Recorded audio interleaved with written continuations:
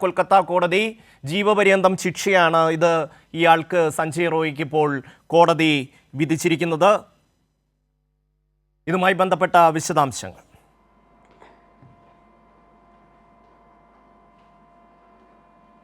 കൊൽക്കത്ത ആർജിക്കർ ബലാത്സംഗ കൊലപാതക കേസിൽ പ്രതി സഞ്ജയ് റോയിക്ക് കൊൽക്കത്ത കോടതി ശിക്ഷ വിധിച്ചിരിക്കുന്നു.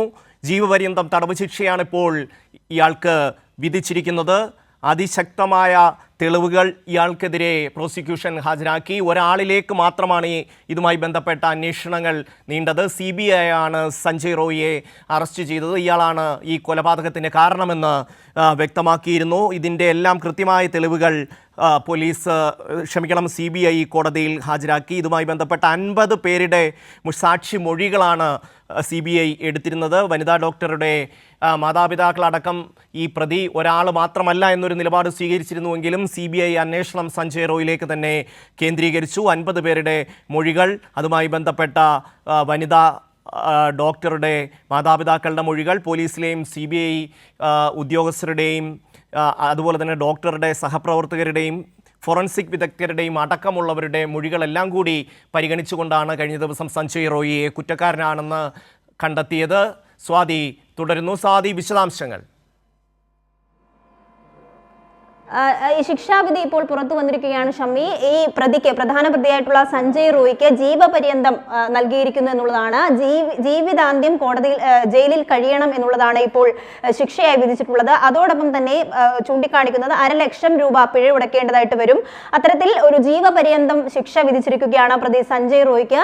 ജീവിതാന്ത്യം ജയിലിൽ കഴിയണം എന്നുള്ള കർശനമായിട്ടുള്ള നടപടിയിലേക്ക് കോടതി പോയിരിക്കുന്നു. എന്തായാലും കുടുംബത്തിന്റെ പ്രതികരണമൊക്കെ തന്നെയും ഈ വിഷയത്തിൽ ഇനി വരേണ്ടതായിട്ടുണ്ട്. CBI നേരത്തെ തന്നെ സൂചിപ്പിച്ചത് ഇയാൾക്ക് പരമാവധി ശിക്ഷ ഉറപ്പുവരുത്തണം എന്നുള്ളത് കോടതിയിൽ ഈ വാദം പുരോഗമിക്കുമ്പോൾ തന്നെയും സൂചിപ്പിച്ചിട്ടുണ്ടായിരുന്നു. അത്തരത്തിലൊരു ശിക്ഷാവിധി തന്നെ ഉണ്ടായിരിക്കുന്നു. വധശിക്ഷയാണ് കോടതിയോട് CBI ആവശ്യപ്പെട്ടതെങ്കിലും ഇപ്പോൾ ജീവപര്യന്തമാണ് ശിക്ഷാവിധിയായി വന്നിട്ടുള്ളത്. 1.5 ലക്ഷം രൂപ പിഴ ഒടുക്കണമെന്നും സൂചിപ്പിക്കുന്നുണ്ട്.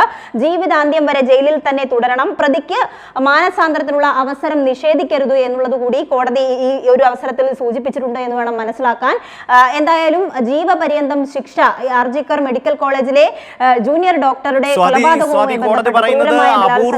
അപൂർവമായ ഒരു സംഭവമല്ല ആർജിക്കർ മെഡിക്കൽ കോളേജിൽ ഉണ്ടായത് എന്നൊരു നിലപാട് കൂടി കോടതി പറഞ്ഞിരിക്കുന്നു. സ്വാതി, അപൂർവമായ ഒരു സംഭവമല്ല ഇതെന്നാണ് കോടതിയുടെ നിരീക്ഷണം.